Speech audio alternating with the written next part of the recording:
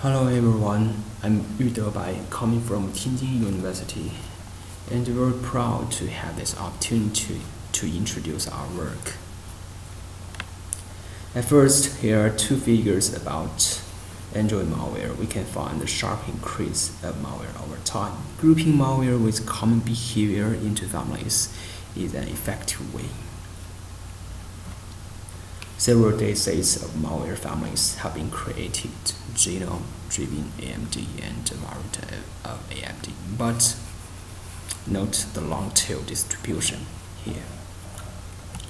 We box the long tail part on every malware dataset, and we refer to all datasets as the all.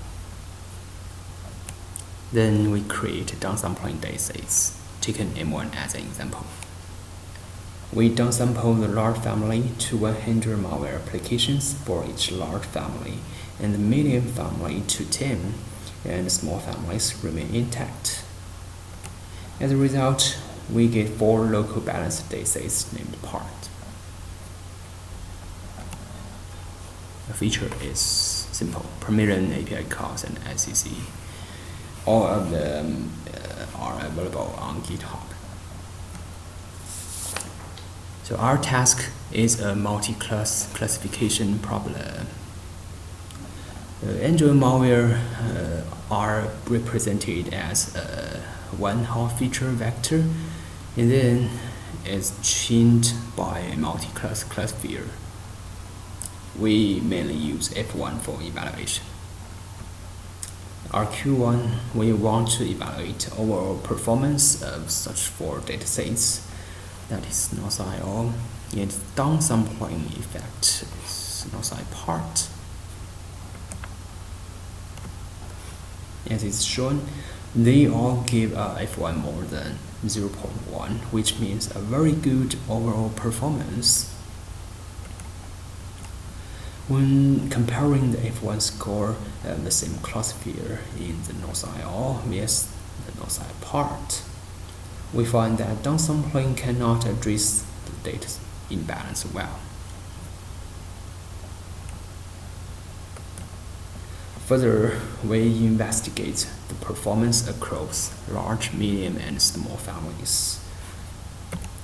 The green dashed line in this figure reveals the fact that the performance is inconsistent. We can see a clear downward trend from the large families to the medium and then small families. On the other hand, we observe that the variation of the F1 on the medium and the small families are large, which means per generalizability, downsampling cannot work. So here is our conclusion.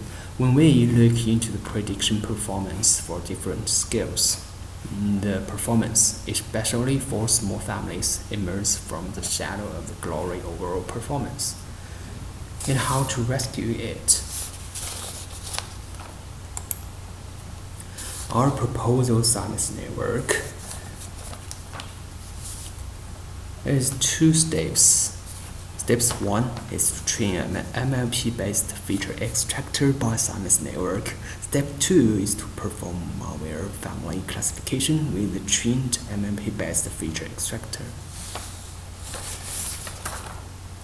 Note that training this Siamese network requires pairs of malware applications, that is positive or negative pairs from the same or different malware families. So here's the RQ3 to explore the effectiveness of Siamese network on overall performance. We can see Psi part outperforms in all cases, and it also gains smaller F1 violations. Same to RQ2, we then set experiments on different scales. Taken M3 as an example, we can see the performance boost by Psi part. The red arrow also shows that the smaller the family is, the larger it can boost. We then add different green dashed line to explain performance gap across family scales. Psi parts can narrow the performance gap.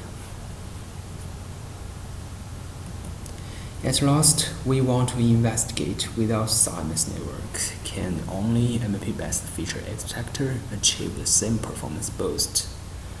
This figure shows the framework for this RQ. The MAP network here has the same network structure as the MAP network in Siamese.